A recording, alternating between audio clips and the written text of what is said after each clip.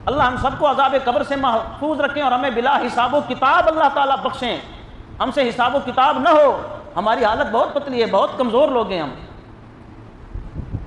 ابھی ہمارا حساب و کتاب شروع ہونے والا ہے اور ہمارے ذمے ہر بندہ اپنے گریبان میں جھانکے کہ میرے اوپر یہ گناہ ہے, اور ابھی میری قبر کے اندر جہنم کی طرف سے کھڑکی کھلنے والی ہے اور جہنم کے سانپ اور بچھو مجھ پہ مسلط ہونے والے ہیں, اور جہنم کا عذاب میرے اوپر مسلط ہونے والا ہے. جہنم کی آگ ابھی مجھے جھلسا دینے والی ہے.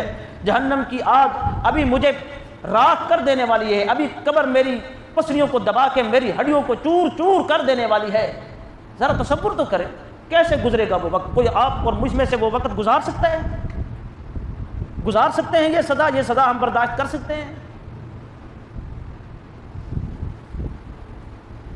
میرے بھائیوں, شاید کہ چیونٹی سے بھی کوئی حقیر مخلوق ہو اس کائنات میں. چیونٹی کی کوئی حیثیت ہے؟ چیونٹی کی, چیونٹی اگر ہمیں کاٹ لے تو ہمیں چیونٹی کا کاٹا برداشت ہوتا ہے؟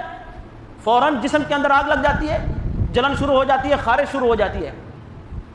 ہم دنیا کی سب سے چھوٹی مخلوق چیونٹی کا ڈنگ نہیں برداشت کر سکتے. میرے بھائیوں, جہنم کے سانپ کا ڈنگ کیسے برداشت کر سکتے ہیں؟ یہ تصور کوئی کر سکتا ہے؟ نہیں میرے بھائیوں, نہیں. یہ جملہ غلط ہے کہ دنیا کے ڈنگ ٹپاؤ, آگے دیکھی جائے گی. دنیا کے ڈنگ نہ ٹپاؤ. دنیا جیسی تیسی ہے, گزر جائے گی. اپنی آخرت کو سنوارنے کی کوشش کریں, اپنی قبر کو ٹھنڈا کرنے کی کوشش کریں, اپنی قبر میں اپنے لیے راحت کا سامان پیدا کریں, اپنی آخرت میں اپنے لیے سائے کا سامان پیدا کریں. یہ دنیا میں کی جانے والی ہماری نیکیاں, یہ دنیا میں کی جانے والی ہماری عبادات, یہ دنیا میں کی جانے والے ہمارے یہ اذکار, ذکر و تلاوت, یہ سب کے سب یہ جو نیکیاں ہیں یہ قیامت کے دن یوں ہوں گی جیسے آج کی دنیا میں پیسہ ہے. یہ ہماری نیکیاں, یہ ہماری آخرت میں پیسے سمجھیں.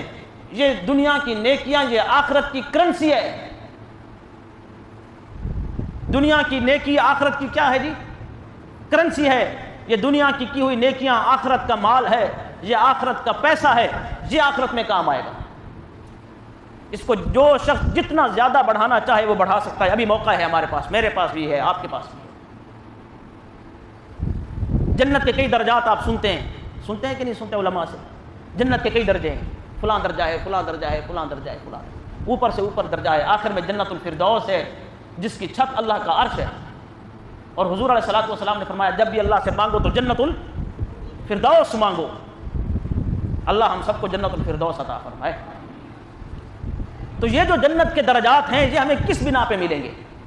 یہ نیکیوں کی بنا پہ ملیں گے. جس کے پاس نیکیوں کا جتنا خزانہ ہوگا, جتنی کرنسی ہوگی نیکیوں کی صورت میں, اس کی جنت اتنی زیادہ لگژری ہوگی.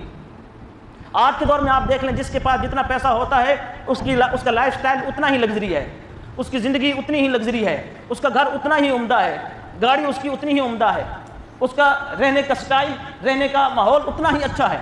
میرے بھائیوں, یہ جو نیکیاں ہیں یہ آخرت کی کرنسی ہیں. جس کے پاس جتنی نیکیاں زیادہ ہوں گی اس کی آخرت میں زندگی اتنی ہی لگژری اور اچھی ہوگی. اور نیکیوں کی توفیق ملتی ہے اللہ سبحانہ و تعالیٰ کا شکر ادا کرنے سے. اللہ سبحانہ و تعالیٰ کا شکر ادا کرنے سے نیکیوں کی توفیق ملتی ہے. اگر بندہ ناشکری کرتا رہے, نہ اللہ کی نعمتوں کی ناقدری کرتا رہے, تو پھر اللہ نے اس کو جو نعمتیں عطا کی ہوئی ہوتی ہیں وہ نعمتیں بھی اللہ کیا کر لیتے ہیں؟ واپس لے لیتے ہیں. جب نعمتیں واپس لے لیتے ہیں تو بندے کا دل تنگ ہو جاتا ہے.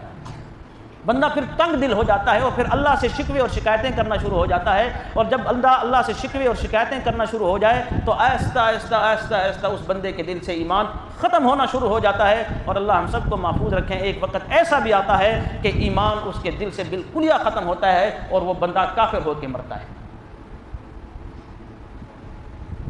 اس کا سبب کیا ہے؟ اب آپ ذرا غور کریں کہ اس کے کافر ہو کے مرنے کا سبب کیا ہے؟ اللہ کی نعمتوں کی ناشکری, اللہ کی نعمتوں کی ناقدری. اب ناشکری اور ناقدری کیا ہے؟ ہم کیسے سمجھیں گے کہ ہم اللہ کی دی ہوئی نعمت کی ناشکری کر رہے ہیں یا اللہ کی دی ہوئی نعمت کی ناقدری کر رہے ہیں؟ میرے بھائیوں, یہ آنکھ اللہ کی دی ہوئی نعمت ہے نعمت کہ نہیں ہے؟ یہ ذرا ان سے پوچھئے جن کو نظر نہیں آتا. یہ آنکھ اللہ کی کتنی بڑی نعمت ہے. یہ ذرا نابینا لوگوں سے پوچھیں کہ اس کی کتنی بڑی اللہ کی یہ دی ہوئی نعمت ہے. اس کی ناشکری اور ناقدری یہ ہے کہ ہم اس آنکھ کا استعمال اس مقام پہ کریں جس مقام پہ اللہ نے آنکھ کا استعمال جرم قرار دیا ہے. یہ اللہ کی اس نعمت کی ناقدری ہے. اللہ نے ہمیں بد نظری سے منع فرمایا. اللہ نے فرمایا قل للمؤمنین یغضوا من ابصارہم، اپنی نگاہوں کو نیچا رکھیں تاکہ کسی غیر محرم پہ نظر. قل للمؤمنات یغضضن من ابصارہن، مومن عورتوں سے کہہ دیجئے کہ وہ اپنی نگاہوں کو کیا رکھیں؟ نیچا رکھیں تاکہ کسی غیر محرم مرد پہ ان کی نگاہیں نہ پڑیں. ازواج مطہرات کو یہ حکم آیا.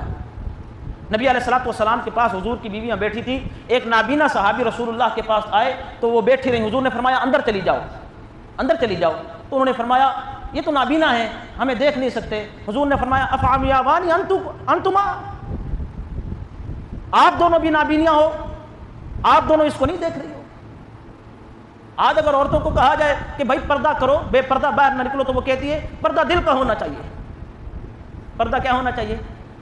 دل کا پردہ ہونا چاہیے. عورتیں کیا کہتی ہیں؟ دل کا پردہ ہونا چاہیے. ان کو سمجھائیں جا کر اپنے گھر والوں کو کہ جب پردے کا حکم نازل ہوا تو کائنات کی پاکیزہ ترین عورتوں نے اس کائنات کے پاکیزہ ترین مردوں سے پردہ کیا تھا. ام المومنین سیدہ عائشہ صدیقہ رضی اللہ تعالی عنہا، جن کی پاکیزگی پہ اللہ نے قرآن کی 18 آیتیں اتاری ہیں، اس سے بھی کوئی پاکیزہ عورت ہو سکتی ہے؟ ام المومنین سیدہ عائشہ صدیقہ نے عمر بن خطاب کی قبر سے بھی پردہ کیا تھا. تو اللہ کی نعمت کی ناشکری اور ناقدری یہ ہے کہ ہم اللہ کی دی ہوئی نعمت کو اس کے مخالف استعمال کریں. جن چیزوں سے اللہ نے روکا ہے ہم اپنی نگاہ کو ان چیزوں میں استعمال کریں. اور یہ صرف ظاہری طور پر دیکھنے کا حکم نہیں ہے، موبائل کے اندر بھی دیکھنے کا یہی حکم ہے. جس چیز کو عام طور پر ظاہر میں دیکھنا ناجائز ہے، موبائل کے اندر بھی اس کو دیکھنا اسی طرح ناجائز ہے. سمجھ میں آ رہی؟ جس چیز کو عام حالات میں اپنی ظاہری آنکھوں سے عام مشاہدے کے اندر دیکھنا ناجائز ہے، اسی چیز کو موبائل کے اندر دیکھنا بھی اسی طرح ہی ناجائز ہے. اور چھپ کر دیکھنا تو مزید ایمان کی خرابی اور بگاڑ کا سبب بنتا ہے. بہت بڑی وعید آئی ہے اس بارے میں.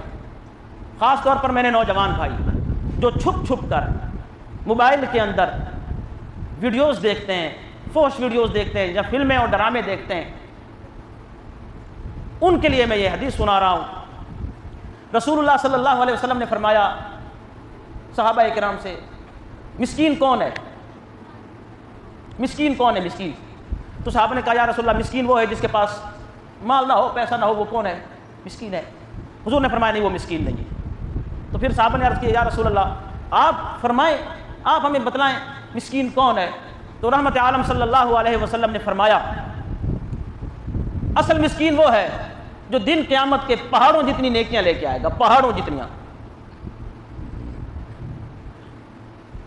جتنی نیکیاں لے کے آئے گا. ذکر اذکار ہوں گے، تلاوتیں ہوں گی، روزے ہوں گے، حج ہوں گے، صدقات ہوں گے، نمازیں ہوں گی، تلاوتیں اس کے نامہ اعمال میں ہوں گی، پہاڑوں جتنی نیکیاں اس کے پاس ہوں گی. لیکن اللہ سبحانہ و تعالیٰ ان نیکیوں کو ہوا میں اڑا کے رکھ دیں گے، اڑا کے رکھ دیں گے ان نیکیوں کو. اللہ سبحانہ و تعالیٰ فرمائیں گے تو یہ نیکیاں لوگوں کے سامنے تو کیا کرتا تھا، لیکن تو چھپ چھپ کے گناہ کیا کرتا تھا. تو چھپ کے گناہ کیا کرتا تھا، لوگوں کے سامنے لوگوں کے ڈر کی وجہ سے گناہ کو چھوڑ دیتا تھا. لیکن جب تو تنہائی میں ہوتا تھا تجھے یہ خیال نہیں آتا تھا کہ میں اکیلا نہیں ہوں، اللہ مجھے دیکھ رہا ہے. تجھے میرا ڈر نہیں آتا تھا، تیرے دل میں میرا خوف نہیں آتا تھا. اللہ اس کی نیکیوں کو ہوا میں اڑا کے رکھ دیں گے. نبی علیہ الصلوۃ والسلام نے فرمایا اصل مسکین بندہ یہ ہے جو ساری زندگی نیکیاں کرتا بھی رہا، لیکن جب نیکیوں کا فائدہ لینے کا وقت آیا تو ان نیکیوں نے اس بندے کو کوئی فائدہ نہ دیا. یہ اصل مسکین. یہ کیا ہے؟ یہ بد نظری ہے. یہ بد نظری ہے. اب اس کا یہ مطلب نہیں ہے کہ کھلے عام گناہ شروع کر دیا جائے. کھلے عام گناہ کرنے والے کے لیے تو اس سے بھی بڑی وعید ہے. کل امتی معافن الا المجاہرین، یہ کھلے عام گناہ کرنے والوں کے لیے وعید ہے.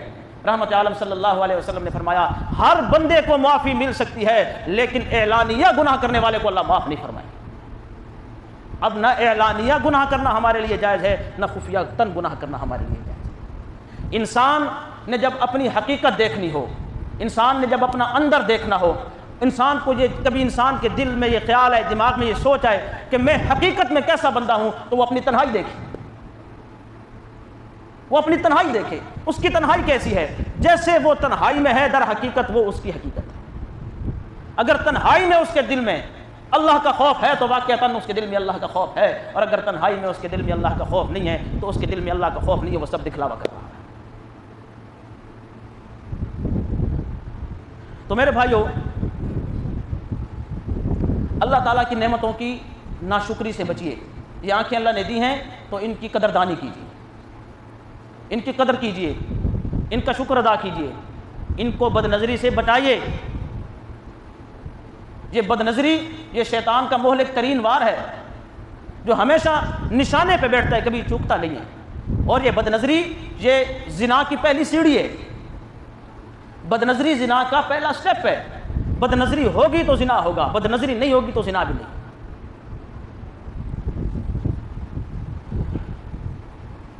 اسی طرح یہ زبان اللہ کی دی ہوئی نعمت ہے، اگر اس کی ناشکری کریں، یہ تو اللہ کی ہم پہ بے انتہا کرم نوازیاں ہیں، بے انتہا کرم نوازیاں ہیں کہ ہم اس کی کسی نعمت کا شکر ادا کرنا تو ایک طرف، ہم اس کی ہر نعمت کی ناشکری اور ناقدری کر رہے ہیں، اور اللہ نے پھر بھی ہمیں اس سے محروم نہیں کیا۔ یقین کیجیے یہ اللہ کا بہت بڑا فضل و کرم ہے ہم پر، وگرنہ اللہ نے قرآن میں فرمایا ہے لئن کفرتم، اگر ناشکری کرو گے، ناقدری کرو گے، ان عذابی لشدید، پھر میری پکڑ بڑی سخت ہے۔ اور یہ اللہ کا شکر ہے کہ ابھی تک ہم اللہ کی پکڑ سے محفوظ ہیں، اللہ نے ہمیں پکڑا ہوا نہیں ہے۔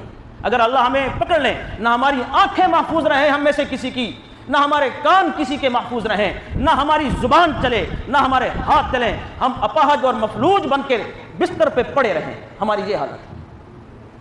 ہم اللہ کی کسی نعمت کا شکر ادا نہیں کر رہے۔ آپ میں سے کوئی بتلائے مجھے کیا ہم کر رہے ہیں؟ اللہ نے ہمارے ہاتھوں میں پکڑنے کی قوت رکھی ہے، کیا شکر ادا کیا؟ ہم ناقدری کرتے ہیں، انہی ہاتھوں سے ہم حرام کماتے ہیں، انہی ہاتھوں سے ہم حرام کماتے ہیں۔ آنکھوں کی یہ شکر ادا ہو رہا ہے کہ ہم اس کے ذریعے بدنظری کر رہے ہیں، زبان کے ذریعے سے غیبت کر رہے ہیں، زبان کے ذریعے سے جھوٹ بول رہے ہیں، کانوں کے ذریعے سے گانے سن رہے ہیں، دل اور دماغ کو ہمیشہ منفی سوچ میں استعمال کر رہے ہیں، پاؤں کے ذریعے سے اللہ کی حرام کردہ چیزوں پہ چل کے جا رہے ہیں، حرام کردہ حدود کی طرف، ہم مقرر کردہ حدود کی طرف بڑھ کے دوڑ کے جا رہے ہیں۔ میرے بھائیوں، یہ بتلائیں ہم اپنے ان جوارح کے ذریعے، اعضاء کے ذریعے، اپنے جسم کے ذریعے سے اللہ کی نعمتوں کا شکر کر رہے ہیں یا ناقدری اور ناشکری کر رہے ہیں؟ تو پھر یہ اللہ کا فضل اور کرم ہم پہ ہے یا نہیں ہے کہ اللہ نے اس کے باوجود ہمیں تندرست اور صحیح سلامت رکھا ہوا ہے؟ میرے بھائیوں، اللہ کی نعمت کی قدردانی کریں، اللہ کی نعمتوں کا شکر ادا کریں، اور ہر وقت نبی کریم صلی اللہ علیہ وسلم، اللہ سبحانہ و تعالیٰ نے جن کو کائنات کے سب سے اعلیٰ ترین منصب پہ فائز کیا ہوا ہے، رسول اللہ صلی اللہ علیہ وسلم اتنی نماز پڑھتے تھے، حضور کے پاؤں سوج جایا کرتے تھے، پنڈلیاں سوج جایا کرتی تھیں۔ صحابہ نے پوچھا یا رسول اللہ نے آپ کے گناہ تو پیغمبر کے قریب ہی نہیں آ سکتا، کیوں اتنی مشقت کرتے ہیں؟ حضور نے فرمایا افلا اکون عبدا شکورا، کیا میں اللہ کی نعمتوں پہ شکر گزاری کرنے والا بندہ نہ بنوں؟ جب میں اللہ کی نعمتوں پہ شکر گزاری کرتا ہوں، 70 مرتبہ رسول اللہ استغفار کیا کرتے تھے، میں اور آپ سوچتے ہم کتنی مرتبہ دن میں استغفار کرتے ہیں؟ اور پھر اللہ کی نعمتوں میں سے سب سے بڑی نعمت جو اللہ نے ہمیں خاص طور پر عطا کی ہے وہ ہے رسول اللہ صلی اللہ علیہ وسلم کی صورت۔ اللہ نے ہمیں اپنے نبی کی امت میں پیدا فرمایا، یہ اللہ کی ہم پہ خاص نعمت ہے، یہ ہم پہ اللہ کی خاص نعمت ہے کہ اس نے کائنات کے افضل ترین نبی کی امت میں ہمیں پیدا فرمایا ہے۔ اور اللہ کے نبی کی جو نعمت ہے اس کی ناقدری یہ ہوتی ہے کہ ہم اس کی باتوں پہ عمل چھوڑ دیں، اس کی سنتوں پہ عمل چھوڑ دیں، اور پھر اس کا نتیجہ کیا نکلتا ہے؟ اللہ کے رسول اللہ صلی اللہ علیہ وسلم والی نعمت کی ناشکری اور ناقدری کا نتیجہ یہ نکلتا ہے کہ اللہ سبحانہ و تعالی ہمیں سنتوں پر عمل کرنے کی ہم پر جو توفیق ہوتی ہے اللہ وہ ہم سے چھین لیتے ہیں، اور پھر امت بدعات اور خرافات میں مبتلا ہو جاتی ہے۔ یہ نتیجہ نکلتا ہے رسول اللہ صلی اللہ علیہ وسلم کی ناشکری اور ناقدری کرنے کا، کہ میں نے تمہیں کائنات کے سب سے افضل نبی کی امت میں پیدا کیا، میں نے تمہیں امام الانبیاء کا امتی بنایا، میں نے تمہیں رسول اللہ صلی اللہ علیہ وسلم کی امت میں پیدا کیا، لیکن تم نے اسی نبی کی باتوں کو نہ مانا، ٹھکرایا، اور اپنی باتوں کو تم نے ایجاد کر دیا، تو اللہ سبحانہ و تعالیٰ پھر اس کے نتیجے میں یہ کرتے ہیں کہ امت کو پھر رسول اللہ کی سنتوں کی ادائیگی سے محروم فرما دیتے ہیں، اور پھر امت سنت کی ادائیگی کے بجائے بدعات اور خرافات میں مبتلا ہو جاتی ہے۔ پھر امت یہ سمجھتی ہے کہ میں سنت کی ادائیگی کر رہی ہوں، لیکن در حقیقت وہ سنتوں کی ادائیگی نہیں ہوتی، وہ بدعات کی ادائیگی ہوتی، وہ رسومات ہوتی ہیں۔ تو میرے بھائیو، آج میری آپ سے گفتگو کا یہ مین مقصد یہ ہے کہ اللہ سبحانہ و تعالیٰ نے ہمیں جو جو نعمتیں عطا فرمائی ہیں، ہم ان نعمتوں کی قدردانی کریں، ہم ان نعمتوں کا شکر ادا کریں، اور ان نعمتوں کا شکر یہ ہے کہ اللہ کی ان نعمتوں کو اللہ کے بتلائے ہوئے طریقے کے مطابق استعمال کریں، اور جن چیزوں سے اللہ نے روکا ہے، آنکھ کو بدنظری سے بچائیں، آنکھ کو حرام کی طرف اٹھنے سے بچائیں، زبان کو جھوٹ سے بچائیں، زبان کو غیبت سے بچائیں، زبان کو جھوٹی گواہی سے بچائیں، اپنے جسم کو حرام کی غذا سے بچائیں، اپنے کانوں کو گانے سے بچائیں۔ لوگ کہتے ہیں گانا موسیقی روح کی غذا ہے، جی نہیں، مسلمان کی روح کی غذا موسیقی نہیں ہے، مسلمان کی روح کی غذا اللہ کے قرآن کی تلاوت ہے۔ موسیقی بیمار روح کی غذا ہو سکتی ہے، موسیقی تندرست روح کی غذا نہیں ہو سکتی۔ اس کی مثال یہ ہے کہ آپ کے جسم پر، ہاتھ پر کہیں خارش ہو، آپ خارش کریں تو آپ کو خارش کے وقت مزہ آتا ہے، کیا وہ صحت کا مزہ ہے یا بیماری کا مزہ ہے؟ بولیے، وہ بیماری کا مزہ ہے۔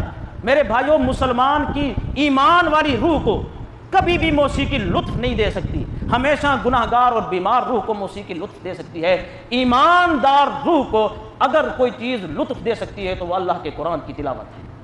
الا بذکر اللہ تطمئن القلوب۔ اللہ نے اگر آپ کو ہمت دی ہے، طاقت دی ہے، تو اپنے ہاتھوں کو حرام کی طرف بڑھنے سے بچائیں، حلال کمانے میں لے جائیں، اور اگر اللہ نے آپ پر کسی کو غلبہ دیا ہے، کسی پر آپ کو غلبہ دیا ہے، تو آپ کسی بھی چیز پہ، کسی کی چیز پہ ناجائز قبضے سے، ناجائز تسلط سے بچیں۔ یہ ساری چیزیں عارضی ہیں، ایک دن ہم سب نے مر کے اللہ کے دربار میں پیش ہونا ہے۔ تو میرے بھائیو، اللہ کی نعمتوں کی شکر گزار بنیے، اللہ کی نعمتوں کا شکر ادا کیجیے، اس کی قدردانی کیجیے، اور سب سے بڑی جو نعمت ہے وہ رسول اللہ صلی اللہ علیہ وسلم والی نعمت ہے۔ ان کے اسوہ حسنہ پہ چلیے، ان کے طریقوں پہ چلیے۔ یہ ربیع الاول کا مہینہ ہے، یہ ان کی وفات کا مہینہ ہے، یہ رسول اللہ صلی اللہ علیہ وسلم کی وفات کا مہینہ ہے۔ تو انشاءاللہ آئندہ جمعے میں آپ کے سامنے رسول اللہ صلی اللہ علیہ وسلم کی رحلت والا اور وفات والا واقعہ مکمل ذکر کروں گا، اور جاتے جاتے حضور ہمیں کیا نصیحتیں کر گئے وہ ساری میں آپ کے سامنے بیان کروں گا۔ تو حضور علیہ الصلوۃ والسلام والی جو نعمت ہے، اس کی قدردانی اور اس کی شکر گزاری یہ بنے گی کہ ہم اپنی ایک ایک چیز میں اللہ کے رسول صلی اللہ علیہ وسلم کی سنت کو اپنانے کی کوشش کریں۔ اللہ سبحانہ و تعالی عمل کی توفیق عطا فرمائے۔ وما علینا